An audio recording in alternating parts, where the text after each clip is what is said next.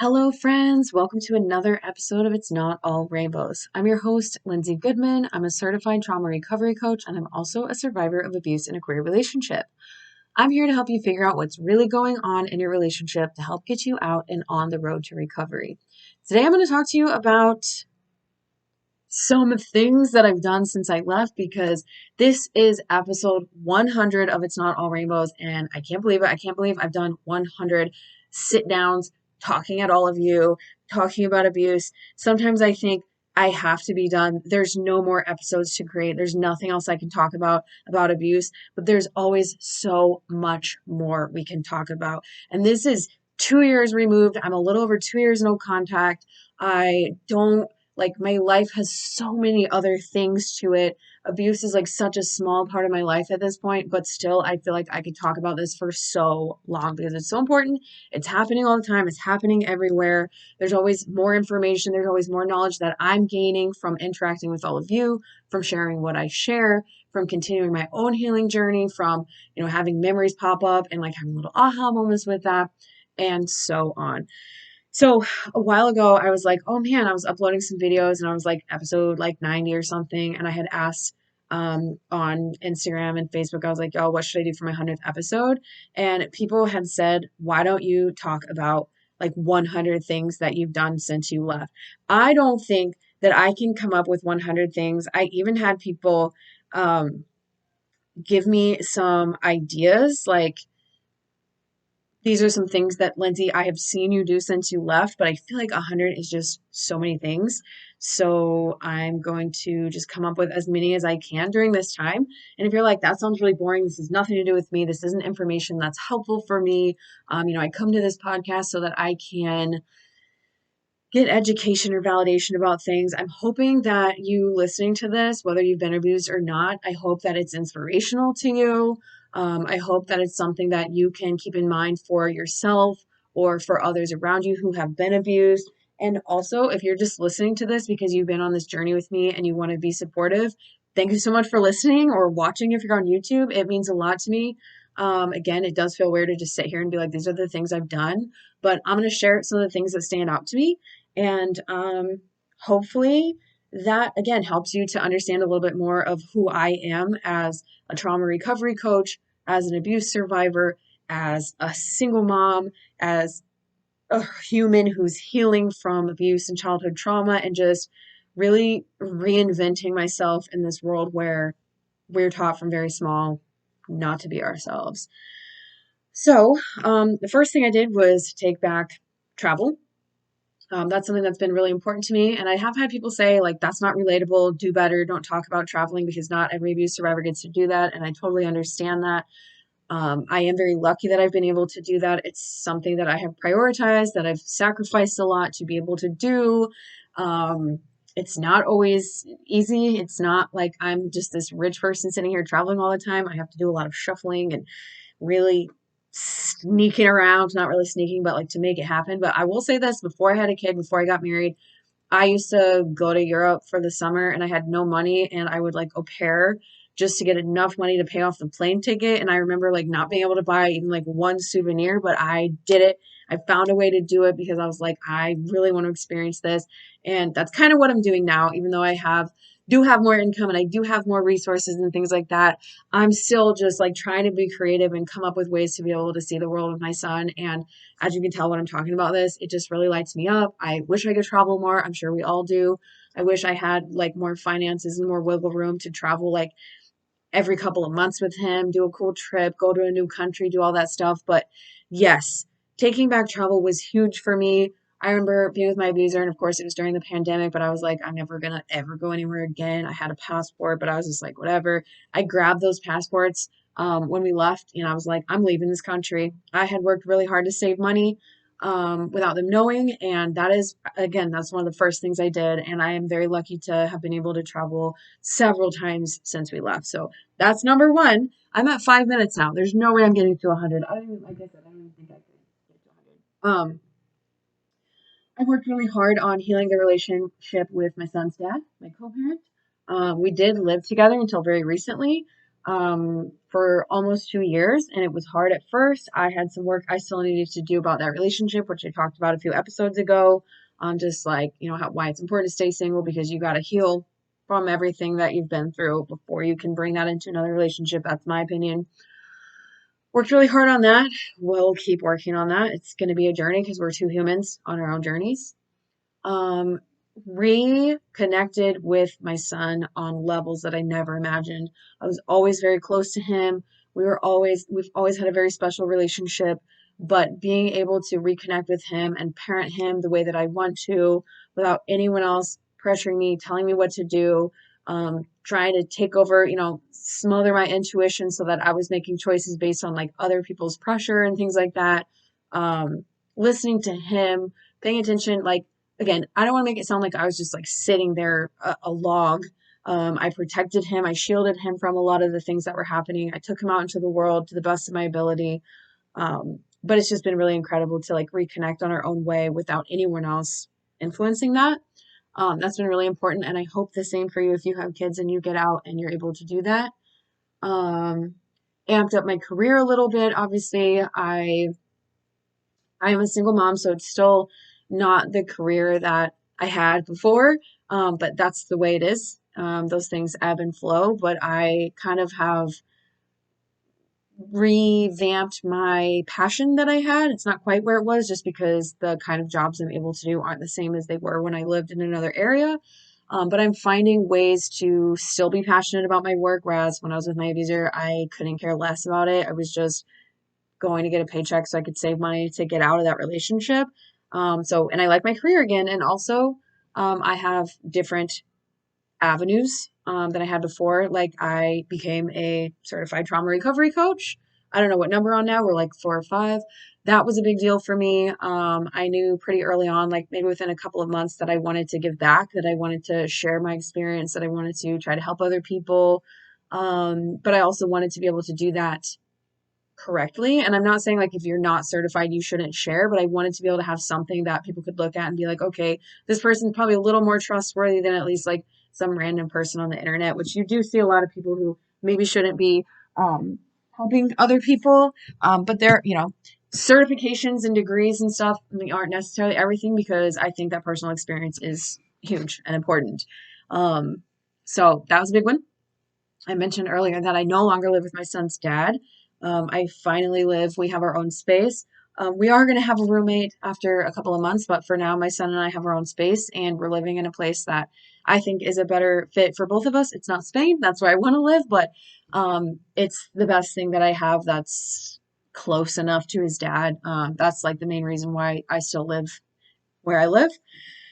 Um, but it's been a lot better. I'm happier. It's something that when I first left, I just really couldn't imagine being able to do. Um, I have gotten super, super close to my dog. If you don't know about that, I got my dog as an emotional support dog. I feel like a lot of you probably do know about Pip. She's laying right there on the floor next to me sleeping. And we just didn't have a very solid relationship for years because I was so closed off to her because my abuser used her as a pawn and was like, she's my dog, she's not yours, I'm keeping her. So I closed off my heart to her because I had already lost pets, dogs that I loved so much before she came along. And I was like, I have to prepare myself for this loss. It's gonna happen.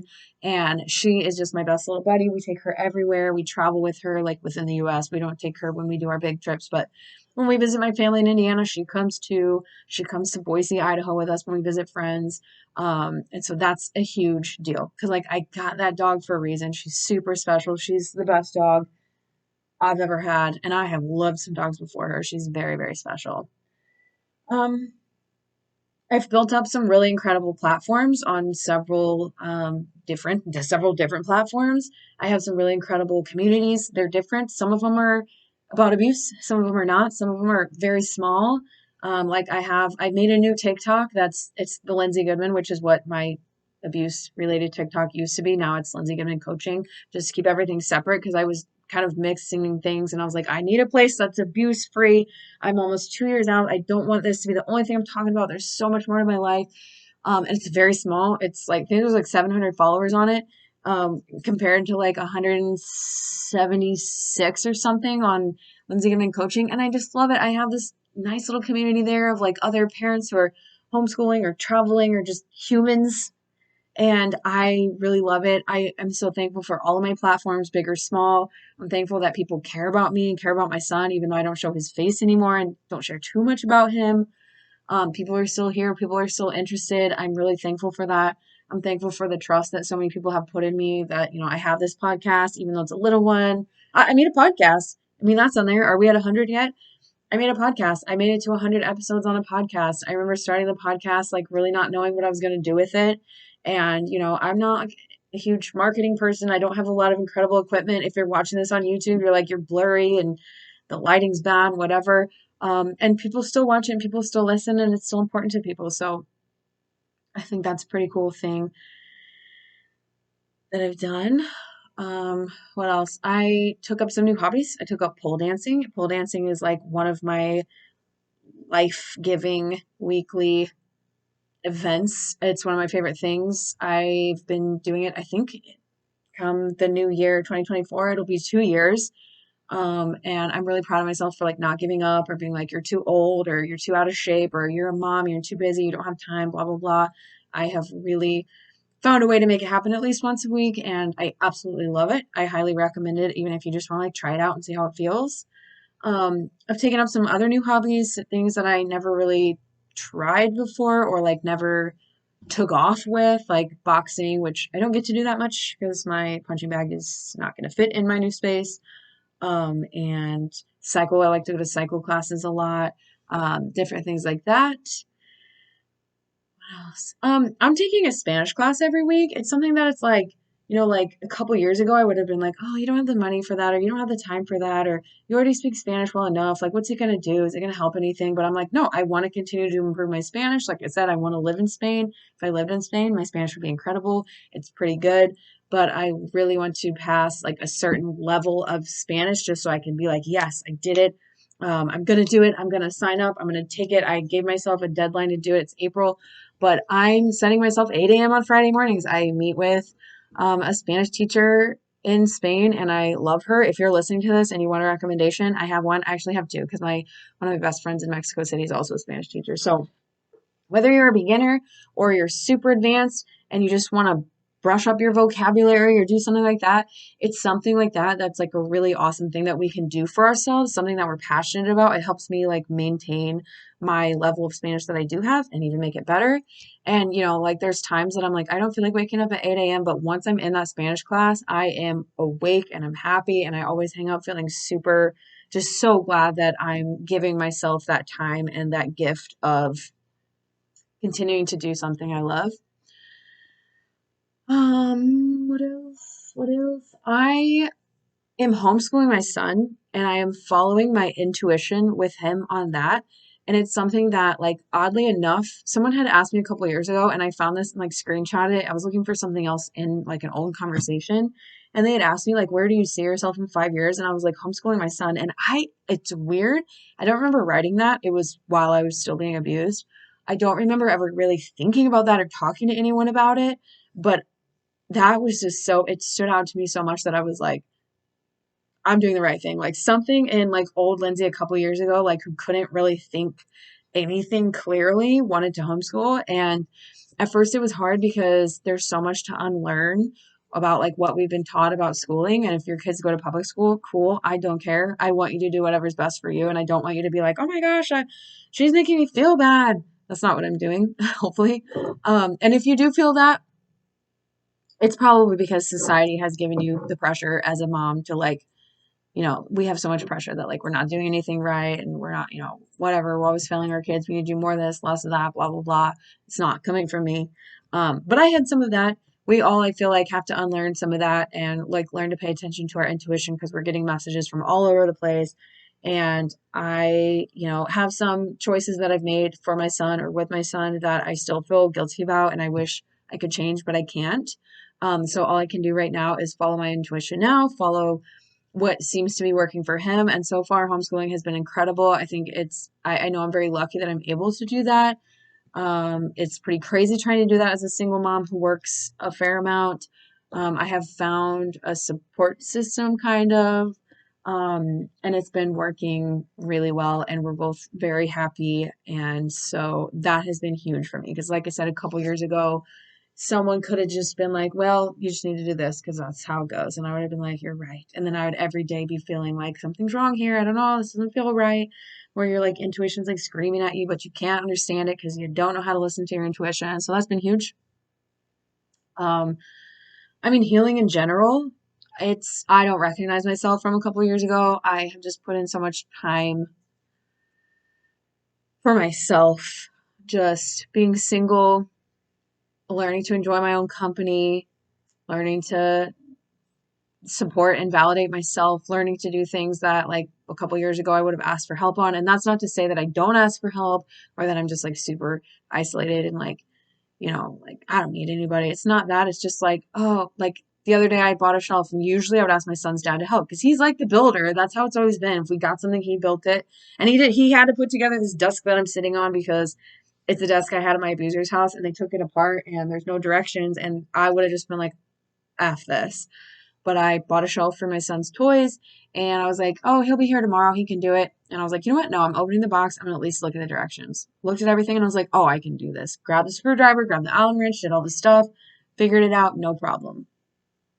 That's again, not to say that I can do everything by myself, but I'm just much more healthy, much more willing to try new things. Like even if I fail, that's okay. Try again later or figure out another avenue. I just feel like, I'm not perfect. I'm not healed. I don't believe that we're ever healed. Duh.